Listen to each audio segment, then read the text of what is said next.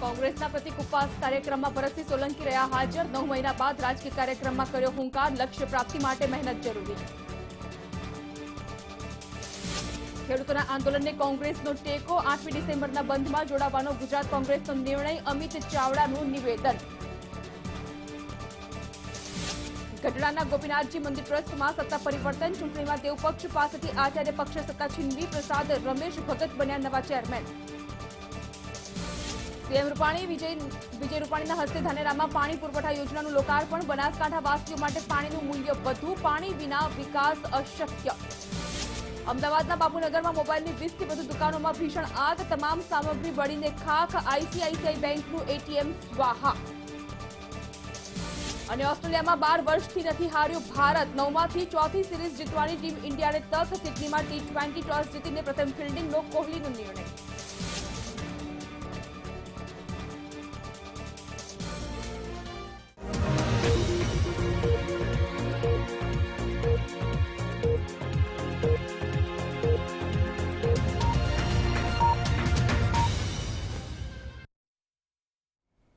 નમસ્કાર, આપ જોઈ રહ્યા છો મંતવ્ય ન્યૂઝ મેટ્રો ન્યૂઝ ગુજરાત સાથે હું છું જાગૃતિ। બુલેટિનમાં સૌપ્રથમ વાત કરીએ ગુજરાતમાં થનાર સ્થાનિક સ્વરાજની ચૂંટણીને લઈને। જે પ્રકારના વિગતો અને અહેવાલ સામે આવી રહ્યા છે તે મુજબ ગુજરાતમાં સ્થાનિક સ્વરાજની સંસ્થાની ચૂંટણી નજીક આવી રહી છે। રાજ્ય ચૂંટણી પંચની ચૂંટણી યોજવા કવાયત અને આ કવાયતના ભાગરૂપે હવે ફેબ્રુઆરીના અંત સુધીમાં ચૂંટણી યોજાય તેવી શક્યતા પ્રબળ બની રહી છે। કોરોના નિયંત્રણ માટે તૈયારી કરવા તમામ પ્રકારના કલેક્ટર્સને પણ પત્ર મોકલી દેવાયો છે। 6 મ્યુનિસિપલ કમિશનરને પણ ચૂંટણી પંચનો પત્ર મોકલી દેવામાં આવ્યો છે, કારણ કે 4000 ઈવીએમના આયોજન માટે કાર્યવાહી કરવાની પણ આ પત્રમાં ઉલ્લેખ છે। કોરોના નિયંત્રણ હેતુ ચૂંટણી બજેટમાં આ વખતે વધારો કરવામાં આવ્યો છે। ચૂંટણી બજેટમાં 20 કરોડનો વધારો થવાની સંભાવના હાલ તો વ્યક્ત કરવામાં આવી રહી છે, કારણ કે કોરોના સંક્રમણ હોવાથી સંક્રમણ વધુ ફેલાય નહીં તે બાબત પણ ધ્યાનમાં રાખવાની અને તેને જ ધ્યાનમાં રાખતા આ વખતે ચૂંટણી માટેની જે ખાસ વ્યવસ્થા છે તે વ્યવસ્થામાં પણ સુધારો કરવામાં આવ્યો છે। તેને લઈને આ વખતની સ્થાનિક સ્વરાજની ચૂંટણીમાં પણ બજેટ વધી શકે છે। ગુજરાત વિધાનસભાની ખાલી પડેલી 8 બેઠકો માટે જ્યારે ચૂંટણી માટેની આયોજન કાર્યવાહી કરવામાં આવી હતી ત્યારે પણ બજેટમાં વધારો થયો હતો, કારણ કે કોરોના સંક્રમણને ધ્યાનમાં રાખતા અલગ અલગ ટેબલ અને અલગ અલગ પ્રક્રિયા અને વ્યવસ્થા ઊભી કરવામાં આવી હતી। વધુ વિગત આપી રહ્યા છે અમારા સંવાદદાતા અરુણ। સ્થાનિક સ્વરાજની ચૂંટણી અને રાજ્ય ચૂંટણી પંચે પણ કહ્યું છે કે ફેબ્રુઆરી અંત સુધીમાં આ ચૂંટણી યોજાઈ શકે છે। તેને લઈને તમામ 6 જિલ્લાના કલેક્ટર્સને એક પત્ર પણ આપવામાં આવ્યો છે અને સંક્રમણ વધી રહ્યું છે કોરોના, તેને ધ્યાનમાં રાખતા હવે કાર્યવાહી અને કવાયત હાથ ધરવાની વાત કરવામાં આવી છે। જાગૃતિ, ગુજરાતમાં જે સ્થાનિક સ્વરાજ્યની સંસ્થાઓ છે તેમાં ખાસ કરીને જોઈએ તો 6 મહાનગરપાલિકા, જેમાં અમદાવાદ, રાજકોટ, ભાવનગર, જામનગર, સુરત, વડોદરાનો સમાવેશ થાય છે। તદુપરાંત જોઈએ તો 55 જેટલી નગરપાલિકા તેમજ 31 જિલ્લા પંચાયત અને 231 તાલુકા પંચાયતોની મુદત આ ડિસેમ્બરમાં પૂર્ણ થઈ રહી છે। પરિણામે કહી શકાય કે ડિસેમ્બરમાં જ ચૂંટણી યોજવી જરૂરી હતી, પરંતુ જે રીતે કોરોના સંક્રમણના કેસીસ વધવાના કારણે આ ચૂંટણી 3 મહિના જેટલી પાછી ઠેલવાનો નિર્ણય રાજ્ય ચૂંટણી પંચ દ્વારા કરવામાં આવ્યો છે। પરંતુ હવે આ ચૂંટણીને આખરી ઓપ આપવા માટે રાજ્ય ચૂંટણી પંચ દ્વારા કવાયત હાથ ધરવામાં આવી છે અને ચૂંટણી પંચના જે રીતે સૂત્રો પાસેથી માહિતી પ્રાપ્ત થઈ રહી છે તે મુજબ આગામી ફેબ્રુઆરીના અંત સુધીમાં આ સ્થાનિક સ્વરાજ્ય સંસ્થાઓની તમામ ચૂંટણીઓ યોજાઈ જાય તે દિશામાં રાજ્ય ચૂંટણી પંચે કવાયત હાથ ધરી છે અને આ સંદર્ભે વહીવટીતંત્રને સતર્ક કરવાના હેતુથી અને તેમજ કોરોના નિયંત્રણ માટે ચુસ્ત નિયમોનું પાલન કરવાના હેતુથી કે જેથી કોરોના સંક્રમણ મતદારોના કારણે વધુને વધુ ફેલાય નહીં, કેસીસની સંખ્યા વધે નહીં, તે તકેદારી રાખવાના હેતુથી રાજ્ય ચૂંટણી પંચ દ્વારા તમામ 6 મહાનગરપાલિકાના મ્યુનિસિપલ કમિશનરો તેમજ જિલ્લામાં જોઈએ તો જિલ્લા તાલુકા પંચાયત સ્તરે જે નિયંત્રણમાં રાખવાના હેતુથી જિલ્લા કલેક્ટરોને આ અંગેના સૂચિત પત્રો પાઠવવામાં આવ્યા છે।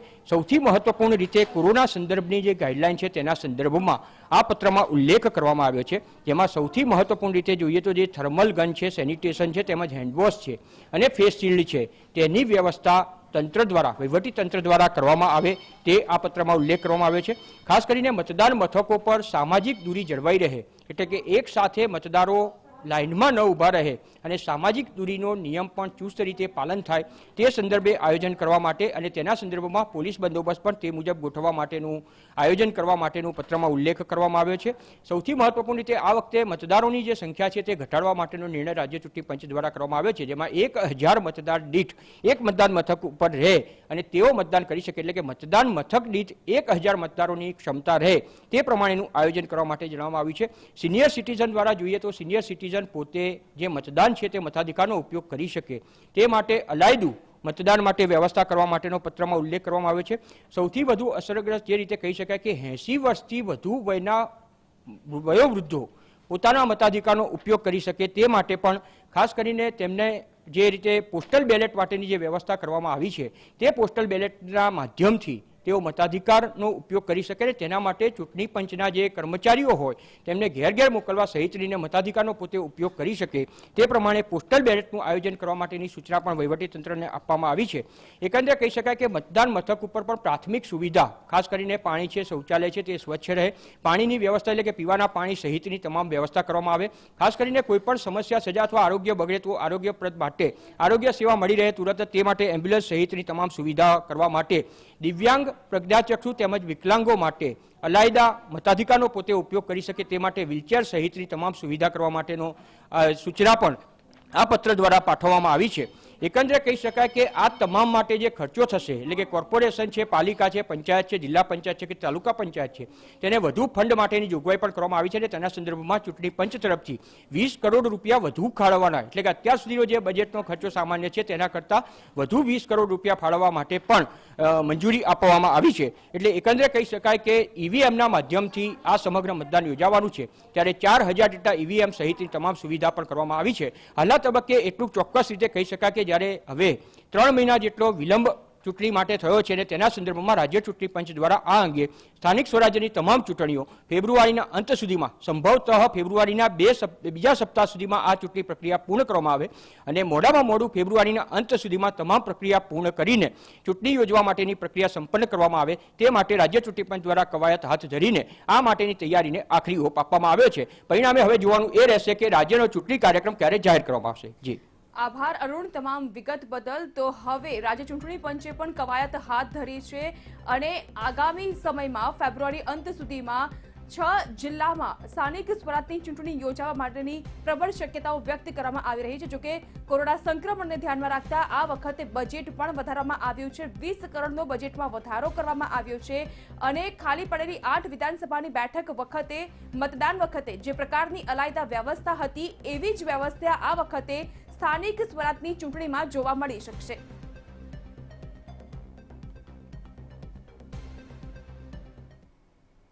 અને હવે જોઈએ કોરોના કાળનો અંત નિશ્ચિત તે અંગે.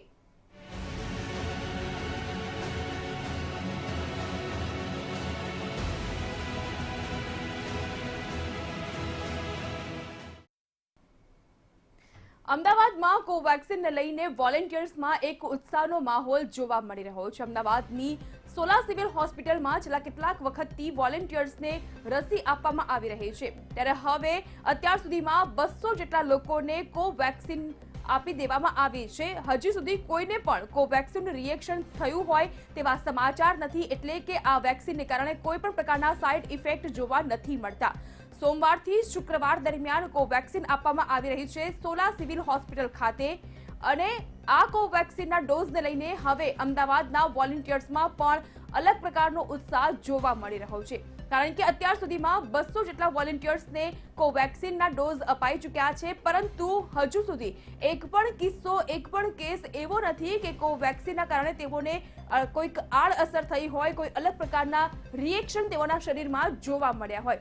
એટલે કહી શકાય કે આ કોવેક્સિન છે એનું હાલમાં જે પ્રકારે રસીકરણ કરવામાં આવી રહ્યું છે તેનું સફળ પરિણામ મળી રહ્યું છે. અમદાવાદની સોલા સિવિલ હોસ્પિટલ ખાતે કોવેક્સિન આપવામાં આવી રહી છે. અત્યાર સુધીમાં 200 જેટલા લોકોને કોવેક્સિન આપી ચૂકાઈ છે. સોમવારથી લઈને શુક્રવારના સમયગાળા દરમિયાન આ કોવેક્સિન આપવામાં આવતી હોય છે ત્યારે અત્યાર સુધીમાં 200 જેટલા લોકોને કોવેક્સિનના ડોઝ આપવામાં આવ્યા છે પરંતુ સદનસીબે સારા સમાચાર એ કહી શકાય કે કોવેક્સિનને કારણે જે 200 લોકોએ વેક્સિન લીધી છે તેઓમાં કોઈ પણ પ્રકારની સાઇડ ઇફેક્ટ કે પછી વિપરીત અસર થઈ હોય તેવા એક પણ કિસ્સા અને એક પણ માહિતી હજુ સુધી સામે આવી નથી. અમદાવાદમાં સોલા સિવિલ ખાતે કોવેક્સિન આપવામાં આવી રહી છે અને હવે અમદાવાદીઓ વોલેન્ટિયર્સમાં પણ એક અલગ જ પ્રકારનો ઉત્સાહ કોવેક્સિનને લઈને જોવા મળી રહ્યો છે. વધુ વિગત આપી રહ્યા છે ન્યૂઝ રૂમથી અમારા સંવાદદાતા બ્રિંદા. જે પ્રકારનો ઉત્સાહ અમદાવાદી વોલેન્ટિયર્સમાં જોવા મળી રહ્યો છે ખૂબ જ સરાહનાજનક, કારણ કે અત્યાર સુધીમાં સોલા સિવિલ હોસ્પિટલમાં 200 લોકોને કોવેક્સિન અપાઈ ચૂકી છે. એક પણ કિસ્સો હજુ સુધી એવો સામે નથી આવ્યો કે જેમાં કોઈ સાઇડ ઇફેક્ટ કે પછી કહી શકાય કે વિપરીત અસર સામે આવી હોય. ચોક્કસથી જો વાત કરીએ જાગૃતિ, તો જે લોકોને કોવેક્સિન આપવામાં આવી રહી છે, એટલે કે અત્યાર સુધી જો સોલા સિવિલ ખાતે હૈદરાબાદના તેલંગાણામાં બનાવેલી આત્મનિર્ભર કોવેક્સિન જે છે તેના ફર્સ્ટ ટ્રાયલ જે છે તે શરૂ કરી દેવામાં આવે છે, જેના 3 તબક્કાના જે ટ્રાયલ છે તે આપવામાં આવી રહ્યા છે. ખાસ તો જો વાત કરીએ તો 2 તબક્કાના ટ્રાયલ જે છે તે કોવેક્સિનના તે પૂરા કરવામાં આવ્યા છે અને જે વોલન્ટિયર્સ છે તેને આ કોવેક્સિન આપવામાં આવી રહી છે. હાલ જો વાત કરીએ તો જ્યારથી કોવેક્સિનના ટ્રાયલ શરૂ કરવામાં આવ્યા છે ત્યારથી લઈને અત્યાર સુધીમાં 200 થી 150 જેટલા લોકો છે, એટલે કે 150 થી 200 ની અંદરના જે લોકો છે તે લોકોને આ કોવેક્સિન આપવામાં આવી રહી છે. તેના 3 ટ્રાયલ હોય છે, એટલે કે 3 મહિનાની અંદર તેમને દર 15 દિવસે તેઓને એક વેક્સિન આપવામાં આવતી હોય છે, એટલે કે જે કોવેક્સિન છે તેના ડોઝ આપવામાં આવતા હોય છે. ખાસ તો જો વાત કરીએ આ તમામ જે લોકો જે વોલન્ટિયર્સ છે તેની જો હિસ્ટ્રીની વાત કરીએ તો તેમની હિસ્ટ્રી એવી હોય છે કે તેમને જે વોલન્ટિયર્સ છે તેમને અને સાથે જ તેમના જે પરિવારના જે લોકો છે તેમાંથી કોઈ પણ વ્યક્તિને કોરોના ન થયેલો હોવો જોઈએ. સાથે જ તેમની જે હિસ્ટ્રી છે, એટલે કે તેમની મેડિકલ હિસ્ટ્રી ચેક કરવામાં આવે છે. લગભગ 10 જેટલા પાનાનું તેમને ફોર્મ ભરવામાં આવે છે અને તે ફોર્મ ભર્યા બાદ તેમની જે હિસ્ટ્રી છે તે ચેક કર્યા બાદ તેમને કોવેક્સિન આપવામાં આવી રહી છે. એટલે કે જો શરૂઆતની વાત કરીએ તો શરૂઆતના અડધો કલાકની અંદર તેમની ઉપર ઓબ્ઝર્વેશન કરવામાં આવતું છે. જે વેક્સિન આપવામાં આવે છે તે વોલન્ટિયર્સને જે નંબર એનક્રોલ કરવામાં આવે છે તે નંબર ઉપર વોલન્ટિયર્સ કોલ કરીને તે વેક્સિન લેવા માટે આવી શકે છે. સાથે જો વાત કરીએ તો અત્યાર સુધી જે લોકોને વેક્સિન આપવામાં આવી છે તેમાં અડધો કલાક પહેલાં, એટલે કે જ્યારે પણ કોઈ વોલન્ટિયર આવે છે તો તેને અડધો કલાક પહેલાં તેનું બીપી, તેનું ડાયાબિટીસ અને તેના પલ્સ ચેક કરવામાં આવે છે. ત્યારબાદ તેને વેક્સિન આપવામાં આવે છે અને ત્યારબાદ અડધો કલાક ફરીથી તેને હોસ્પિટલની અંદર બેસાડવામાં આવે છે કે વેક્સિન આપ્યા બાદ તેના કોઈ પણ જે બીપી છે, તેનું જે ડાયાબિટીસ છે અથવા તો જે બીજા કોઈ પણ તેને કોઈ રોગ હોય તો તેનામાં ચેન્જીસ આવે છે કે નહીં તે તમામ વસ્તુને ચેક કરવામાં આવે છે અને ત્યારબાદ તે વેક્સિન આપ્યા બાદ તેમને ફ્રી કરવામાં આવે છે. એટલે કે 3 મહિનાની અંદર 1 વર્ષ સુધી આ જે વોલન્ટિયર છે તેને 1 મહિનાને અંતરે તેને હોસ્પિટલની અંદર ફરીથી ચેકઅપ માટે આવવાનું રહે છે. અને હવે જો વાત કરીએ તો વેક્સિન આપ્યા પછીના રિએક્શનની, તો કેવા પ્રકારના રિએક્શન આવી શકે છે, તો જો કોઈ વ્યક્તિને આ જે કોવેક્સિન જે માફક નથી આવતી તો તેના રિએક્શનમાં તેને તાવ આવી શકે છે. સાથે જ જે જગ્યા ઉપર વેક્સિન આપી હોય તો તે જગ્યા ઉપર લાલ ડાઘા પડી જતા હોય છે અને સાથે માથું દુખાય છે, ડાયરિયા અથવા વોમિટિંગ થતું હોય છે અને જે તેમના પલ્સ અથવા બીપી જે હોય છે તે અપ્સ એન્ડ ડાઉન થતા હોય છે. પરંતુ આટલા જે વેક્સિન આપનાર જે વોલન્ટિયર્સ છે તેમાં હજી સુધી એક પણ એવો કેસ સામે નથી આવ્યો કે જેમાં કોઈ પણ વોલન્ટિયરને રિએક્શન આવ્યું હોય. એટલે આ ખૂબ સારા સમાચાર છે કે આત્મનિર્ભર જે કોવેક્સિન આપવામાં આવી રહી છે તેમાં હજી સુધી કોઈ રિએક્શન નથી આવ્યા. જી આભાર બ્રિંદા તમામ વિગત બદલ. તો અમદાવાદની સોલા સિવિલ હોસ્પિટલમાં આત્મનિર્ભર કોવેક્સિનના ડોઝ આપવામાં આવી રહ્યા છે વોલેન્ટિયર્સ. અત્યાર સુધીમાં 200 જેટલા વોલેન્ટિયર્સ આ રસી મુકાવી ચૂક્યા છે, પરંતુ સારા સમાચાર એ કહી શકાય કે હજુ સુધી કોવેક્સિનને લઈને કોઈ વિપરીત અસર થઈ હોય, કોઈ સાઇડ ઇફેક્ટ થયા હોય તેવી એક પણ વિગત માહિતી સામે આવી નથી. એટલે કહી શકાય કે અમદાવાદની સોલા સિવિલ હોસ્પિટલમાં જે કોવેક્સિન આપવામાં આવી રહી છે તેને લઈને અમદાવાદી વોલેન્ટિયર્સમાં એક અલગ જ પ્રકારનો ઉત્સાહ જોવા મળી રહ્યો છે.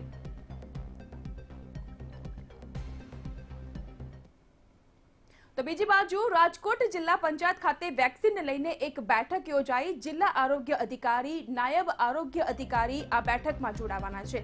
વિડીયો કોન્ફરન્સના માધ્યમથી તેઓ આ બેઠકમાં જોડાશે. જિલ્લામાં વેક્સિનની કામગીરી અંગે આ બેઠક યોજાવા જઈ રહી છે, જેમાં વિડીયો કોન્ફરન્સ દ્વારા આ બેઠકમાં જિલ્લા કલેક્ટર પણ હાજર રહેશે. જેને લઈને જિલ્લામાં વેક્સિનની જે પણ પ્રકારની કામગીરી છે, તૈયારીઓ છે, કેવા પ્રકારની તૈયારીઓ કરવામાં આવી રહી છે તેને લઈને આ વિડીયો કોન્ફરન્સ દ્વારા મળનારી બેઠકમાં ચર્ચા વિચારણા કરવામાં આવશે.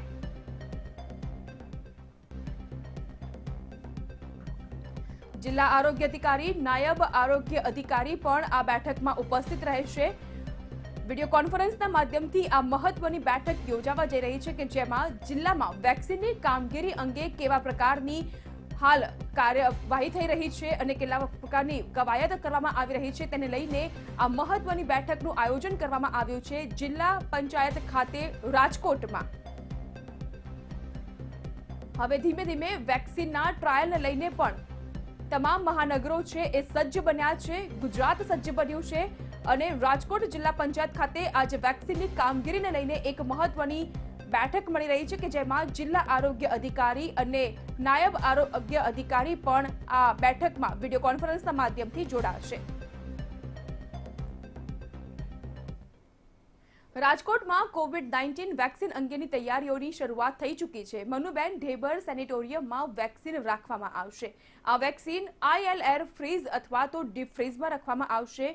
આ ફ્રીઝનું ટેમ્પરેચર 2 ડિગ્રીથી 8 ડિગ્રી સુધીનું હશે, જો કે ડીપ ફ્રીઝનું ટેમ્પરેચર -25 ડિગ્રી સુધીનું કરી શકાય છે.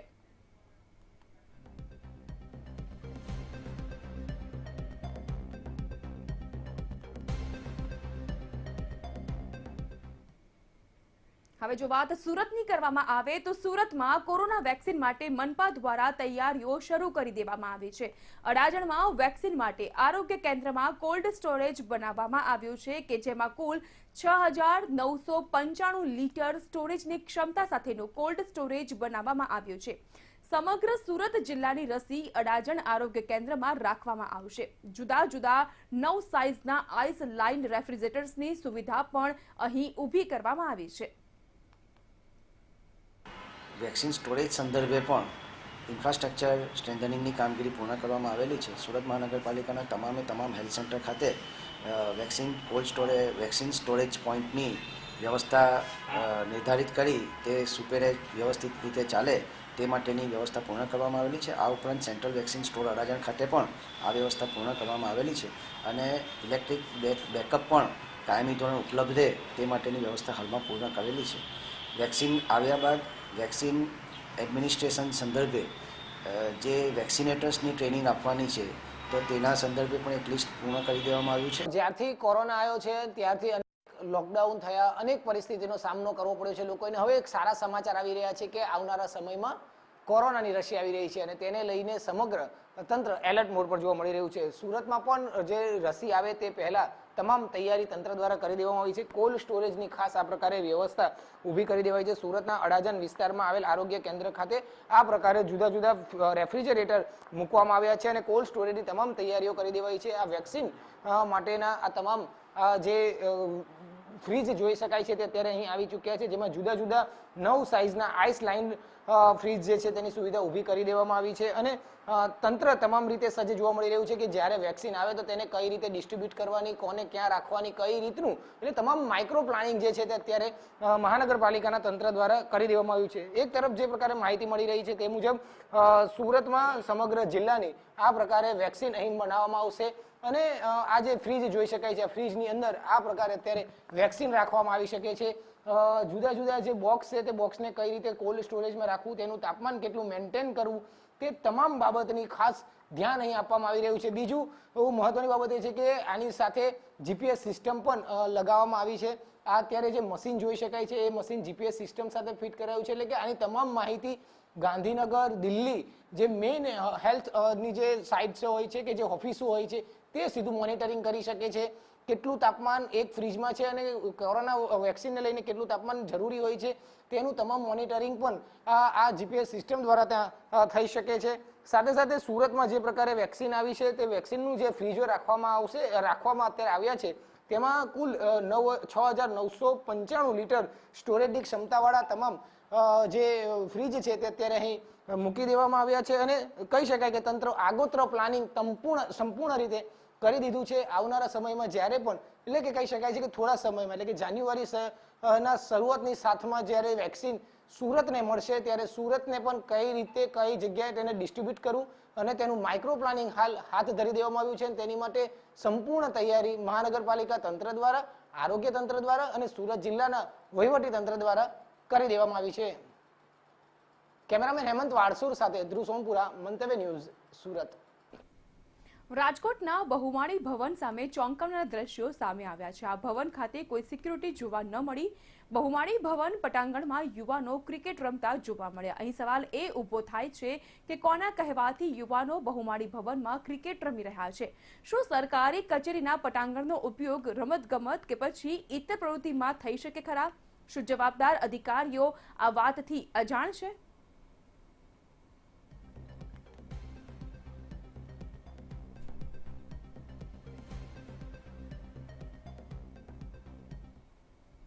વાત જામનગરની તો જામનગરની કોવિડ હોસ્પિટલના પટાંગણમાં આગ લાગી. આગ લાગતા જ અહીં અફડાતફડી મચી ગઈ.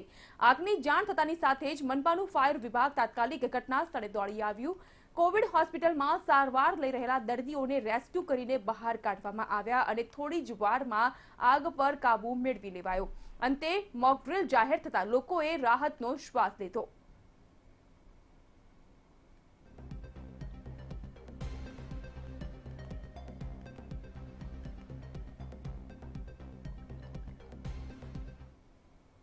વાત ખેડૂત આંદોલનના સમર્થનની તો કોંગ્રેસ દ્વારા ખેડૂત આંદોલનના સમર્થનમાં ગાંધીનગરમાં સત્યાગ્રહ છાવણી ખાતે પ્રતિક ઉપવાસ યોજવામાં આવ્યા. આ પ્રતિક ઉપવાસમાં કોંગ્રેસ પ્રદેશ પ્રભારી રાજીવ સાતવ, અમિત ચાવડા, પરેશ ધાનાણી સહિતના નેતાઓ જોડાયા હતા.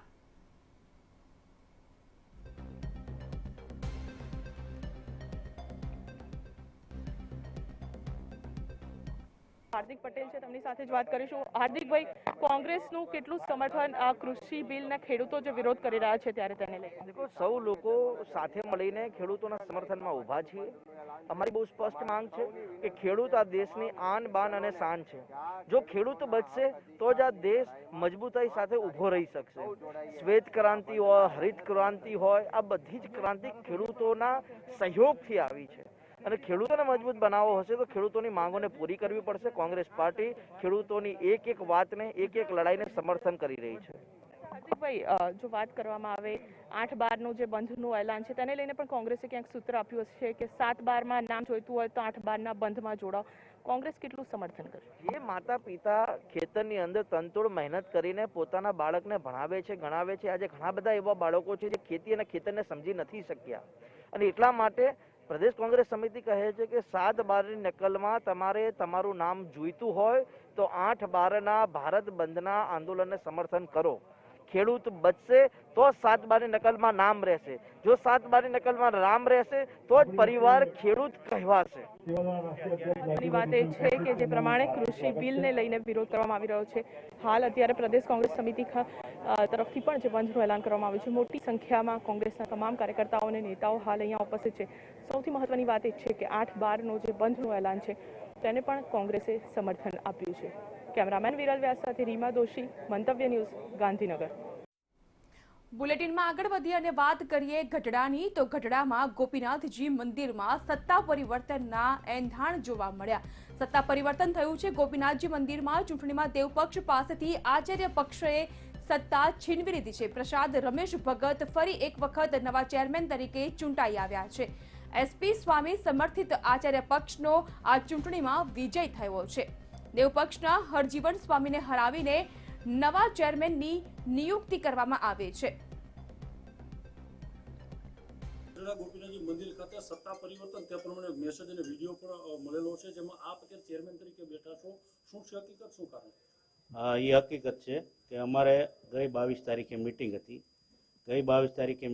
એમાં મિટિંગ ફોરમ કરવામાં આવી હતી. પછી એણે એવું કીધું કે 2 અઠવાડિયામાં મિટિંગ બોલાવવામાં આવશે.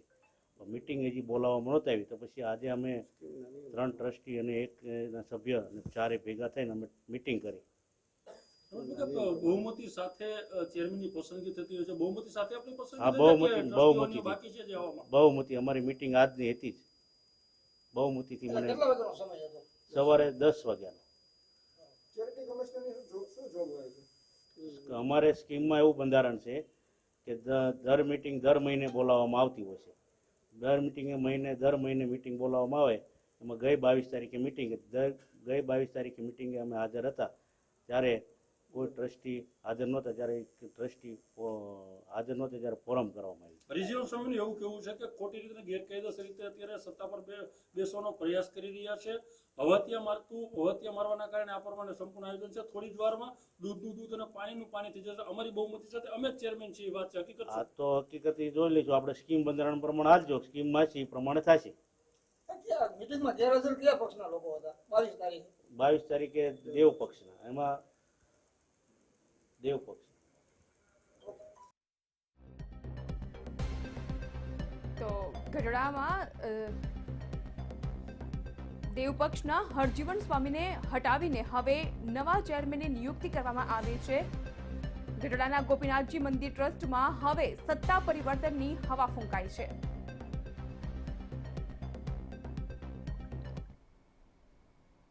તો મેટ્રો ન્યૂઝ ગુજરાતમાં આજે બસ આટલું જ. અન્ય વધુ અપડેટ માટે આપ લોગિન કરી શકો છો www.mantavynews.com પર. નમસ્કાર.